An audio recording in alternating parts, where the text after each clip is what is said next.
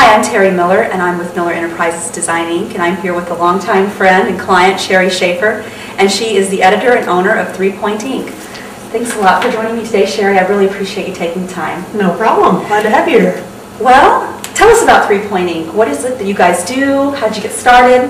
3 Point Inc. is a publishing company. We publish 2 tractor magazines. It really started out as a hobby, and it started out with 1 magazine, and before I knew it, I had a 2nd magazine. I formed a publishing company to be the parent over the 2 magazines that I do have, and we're based here in Nokomis, Illinois. All right. Now, a little bird told me you won a major award, and it wasn't a leg lamp. We won a very major award when we started the 2nd magazine, Heritage Iron. We entered it in a contest for the Best Launch Niche Magazine, and we actually took home the prize. We were first in the nation for the new launch of a niche magazine. That is great. That is fantastic news. So you've already kind of reached the height of success just right out of the gate. What more can you do, Sherry? Oh, we have a lot more in. We have a lot of plans. You have a lot of plans? Yeah, I would say before long we'll have another magazine. We've launched a line of toys. They'll come out in April. We just expand all the way. You know, this TV show. Oh, great. Well, you know, that would be right up my husband's alley. Nothing better than just sitting down and turning the TV on and having it come right to you. You have a lot of experience with antique tractors. I know this because we used to work together. What in your past has kind of set you on the path today? What led you to doing the magazines? Well, probably growing up in a tractor dealership. My grandfather was an Oliver dealer. My dad was born. They named him Oliver. He became an Oliver dealer. I grew up in the Oliver dealership. And then we spent 25 years running tractor pull sleds, so we were around tractors all the time. So that was probably the best thing for me to lead me down this path. So you literally grew up with it? Yes, I did. I got an education that you can't get in a school. No, with a dad named Oliver, that doesn't hurt, does it? Aww. Your traditional print media, you've got your magazines here, and if you've been listening to the news and reading the magazines, you know that a lot of other newspapers and magazines, they're going extinct. You hear about newspapers going under, subscriberships going down. How have you bucked that trend? How have you managed to be successful and even expand when other companies are really hurting? Well, you have to consider who your market is. We market to farmers. And the farmer likes to come in at the end of the day, sit in his easy chair, and open a magazine. He doesn't want to sit in his easy chair with a laptop. That's true. He likes a magazine. He wants something in his hands. And that helps, and you know your market, because like you said, you've grown up with it, so you know these guys. And I think it's because you are niche. You're really hitting very specific market with very specific needs. You're not trying to be everything to everyone. No, we tailor to one clientele. And they must like it. Yes, they do. That's great. What has been your most effective marketing tool? I know you know marketing because that's how we first met. You were the marketing director of the company I used to work for. What's just been the most effective, cost-effective marketing campaign or tool you've used? Well, obviously the website. That's the first thing they go to. Probably the second best thing is Facebook. I love Facebook. You can't beat the price.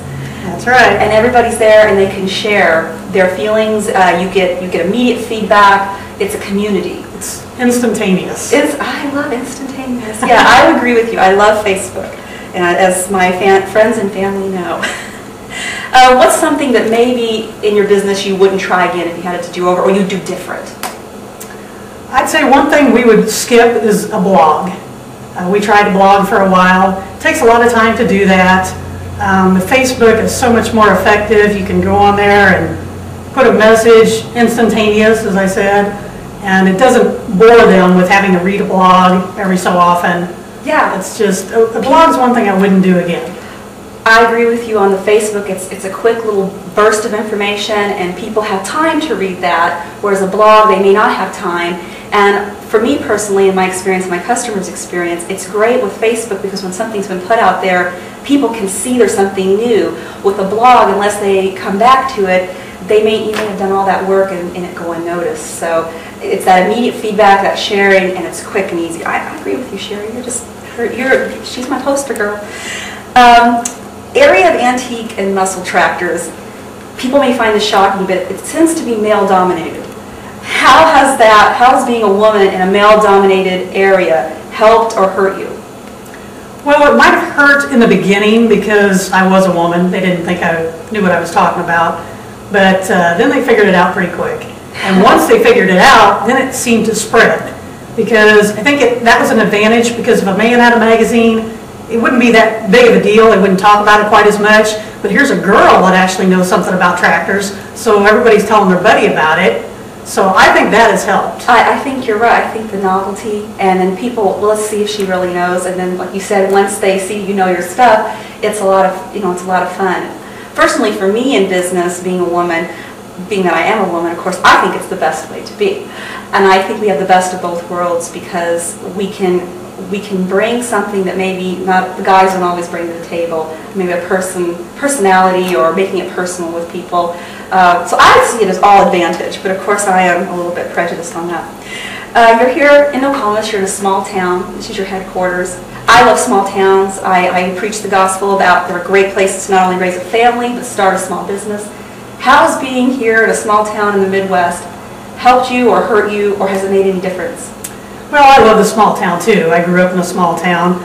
It's nice around here. It's nice, quiet, safe. You're on a first name basis with the UPS lady or the FedEx man.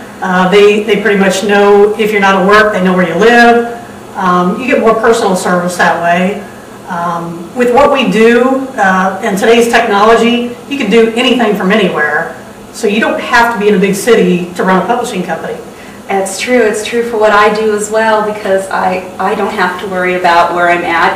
I have customers all over the country, and because of the miracle of the internet, we can all communicate with each other like we're next door. Well, somebody's wanting to get into business and they've got a hobby, and I know because I have people come to me every day who are hobbyists who want to start a business. What would be your advice to them, taking a hobby and turning it into a business? The best thing you can do is find something you have a passion for, dive into it, and before you know it, it's turned into a business. I didn't mean for this to grow as big as it has gotten. I started out with one little magazine. Now I own a publishing company. We just purchased a new office building. We're hiring more people for our staff. It's growing on its own, but the reason it's growing is because we're passionate about it, and that shines through and that puts you ahead. I agree. They say if you do something you love, you never work a day in your life. That's right. I couldn't agree with you more. Well, we talked a little bit in the beginning, but I know you've got great things coming, and I'm really excited. What's next for 3 Point Ink?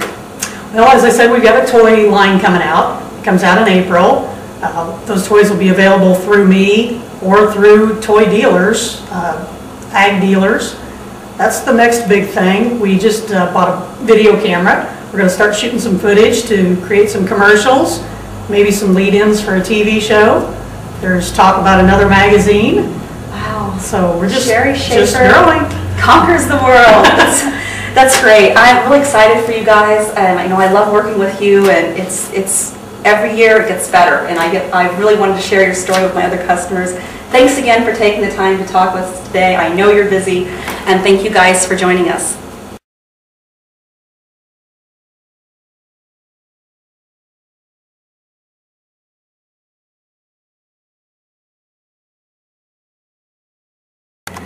And now for Sherry Schaefer's Wisdoms.